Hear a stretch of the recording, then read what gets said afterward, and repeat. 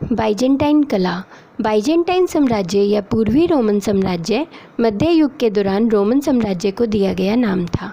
उसकी राजधानी कॉन्स्टेंटिनोपल थी, जो कि वर्तमान में तुर्की में स्थित है और अब इसे इस्तंबुल के नाम से जाना जाता है। यह साम्राज्य लगभग 324 ईस्वी से 1453 ईस्वी तक 1000 वर्षों से अधिक अस्तित्व में रहा। इसे न्यू रोम के नाम से भी जाना जाता है।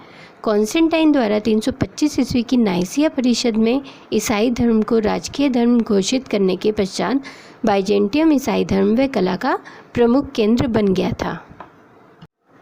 गिरजाघरों का निर्माण और सज्जा भव्य स्तर पर प्रारंभ हुई थी।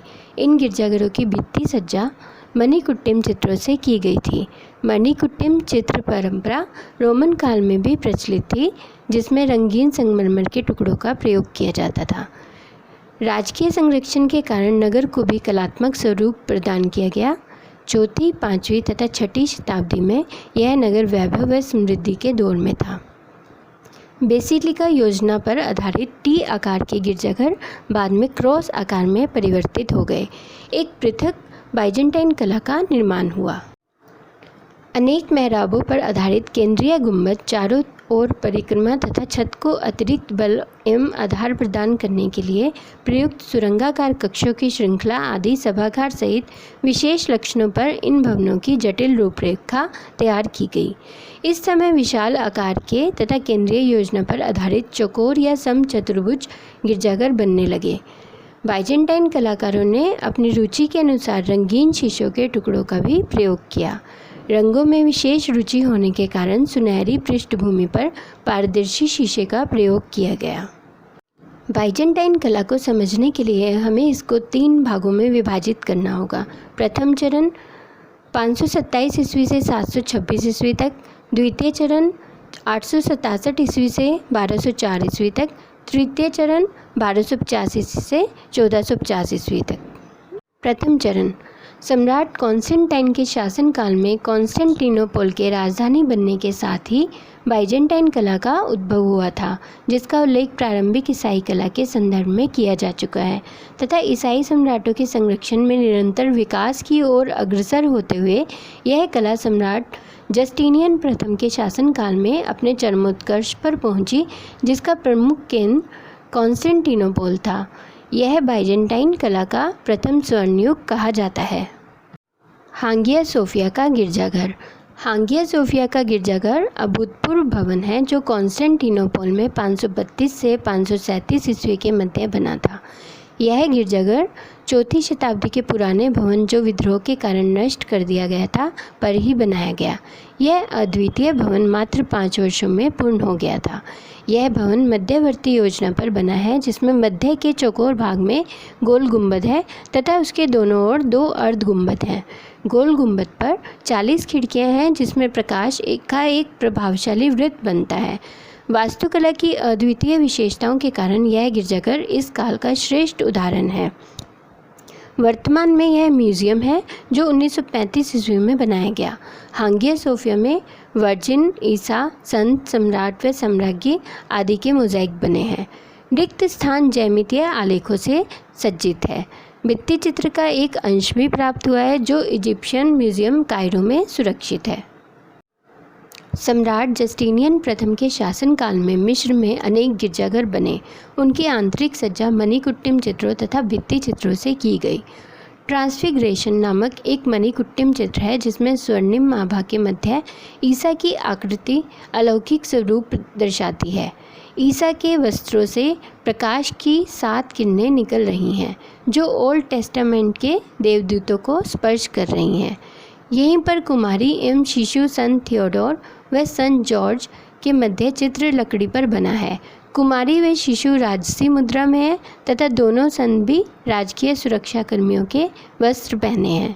पीछे 2 देवदूत श्वेत वस्त्रों में हैं तथा मध्य में ईश्वर का हाथ आशीर्वाद समरूप है। रोम के संत कोस्मा और संत डेमियनो जुड़वा भाई के गिरजाघर में 530 ईस्वी में अत्यंत सुंदर मणिकुट्टिम चित्र है। इसमें ईसा को नीले धुंधले आकाश के विपरीत स्वर्णिम पीले, नारंगी व लाल बादलों के पीछे से हमारे पास आते दर्शाया गया है। 5वीं व 6वीं शताब्दी की ईसाई कला को जानने के लिए रेवेन्ना के मणिकुट्टिम चित्रों से अलंकृत गिरजाघर श्रेष्ठ उदाहरण हैं। मणिकुट्टिम चित्रों की परंपरा यूनानी कला से प्रारंभ होकर रोमन कला में बहुत लोकप्रिय हुई। आकृति विरोधी युग तथा कैरोलेजियन पुनरुत्थान। बाइजेंटाइन कला की इस समृद्ध परंपरा में लगभग 100 वर्ष का समय ऐसा आया जबकि आकृति चित्रण का निषेध कर दिया गया। सम्राट लियो तृतीय ने कॉन्स्टेंटाइन प्रथम के राजमहल के मुख्य द्वार पर लगी ईसा की प्रतिमा को 726 ईस्वी में हटाकर उसके स्थान पर क्रॉस खड़ा कर दिया था। नीचे लिखवा दिया कि सम्राट ईसा की ऐसी प्रतिमा नहीं देख सकता जो न बोल सकती हो और न ही श्वास ले सकती हो। आकृति मूलक कला के विरुद्ध इस अभियान के फलस्वरूप बाइजेंटाइन कला के उदाहरणों को व्यापक रूप से नष्ट कर दिया गया। मूर्तियां नष्ट कर दी गईं, केवल अलंकारिक व प्रतीकात्मक कलाकृतियां ही बची रह सकीं। इसी कारण 8वीं व 9वीं शताब्दी की बाइजेंटाइन कला के बारे में अधिक सामग्री उपलब्ध नहीं होती। इसी समय गिरजाघरों की आकृति विरोधियों व समर्थकों में संघर्ष प्रारंभ हो गया था। द्वितीय चरण। आकृति विरोधी अभियान की समाप्ति के पश्चात पूर्वी देशों में कला का पुनः उत्थान होने लगा। बाइजेंटियम की शक्ति भी पुनः बढ़ गई जो 11वीं शताब्दी तक सुरक्षित रही। इस समय कला के विकास में मैसेडोनियन राजवंश का विशेष योगदान रहा। इस समय मूर्तियों का स्थान प्रतिमा चित्रों तथा मणिकुट्टिम चित्रों ने ले लिया। पांडुलिपि चित्रण भी राजसी भव्यता के साथ प्रचुरता से विविध केंद्रों में हुआ। राजकीय संरक्षण और ईसाई मठों के नियंत्रण में सुसंगठित चित्रशालाओं का विस्तृत विकास हुआ। इस समय बाइजेंटाइन कला एक राष्ट्रीय शैली के रूप में विकसित हुई। यह बाइजेंटाइन कला का द्वितीय स्वर्ण युग कहा जाता है। बाइजेंटाइन कला के तृतीय चरण में कॉन्स्टेंटिनोपल को पश्चिम यूरोप के धर्माधिकारियों के सैन्य अभियानों ने 1204 ईस्वी में अधिकृत कर लिया और बाइजेंटाइन कला में पुनः नया परिवर्तन आया, जिसे बाइजेंटाइन कला के तृतीय स्वर्ण युग के नाम से जाना जाता है। अनेक छोटे गिरजाघरों पर परिक्रमा, मेहराबों में सुरंगाकार कक्ष बनाए जाने लगे। इनमें कॉन्स्टेंटिनोपल में ईसा का प्राचीन चौरा मठ उल्लेखनीय है, जो अब एक म्यूजियम है। उल्लेखनीय चित्रों में अंतिम न्याय, ईसा की मृत्यु के 3 दिन पश्चात स्वर्गारोहण करना, शिशु ईसा का प्रथम कदम उठाना आदि हैं। इनमें 12वीं शताब्दी में बना वर्जिन ऑफ व्लादिमीर चित्र उल्लेखनीय है, जो कॉन्स्टेंटिनोपल में बना था। पांडुलिपि सज्जा। पांडुलिपि सज्जा यानी पुस्तक सज्जा की परंपरा ईसाई धर्म में बहुत प्राचीन है।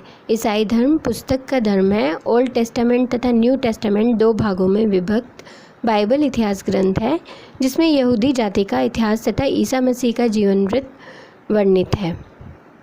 इस विषय सामग्री का एक क्रमबद्ध चित्रित वर्णनात्मक स्वरूप है। इसमें लिखित सामग्री कम ही रहती थी। इनमें मौलिकता कम व अनुकृति अधिक होती थी। इन पुस्तक चित्रों में चम, पत्र, कागज व पेपिरस सूचना पत्र का प्रयोग हुआ। बाइजेंटाइन कलाकारों ने कला का एक नवीन स्वरूप विकसित किया था, जिससे यह एक भव्य शैली के रूप में उदित हुई। यह शैली यूरोप व पूर्वी प्रदेशों के विभिन्न केंद्रों में विकसित हुई तथा लगभग 15वीं शताब्दी तक चलती रही।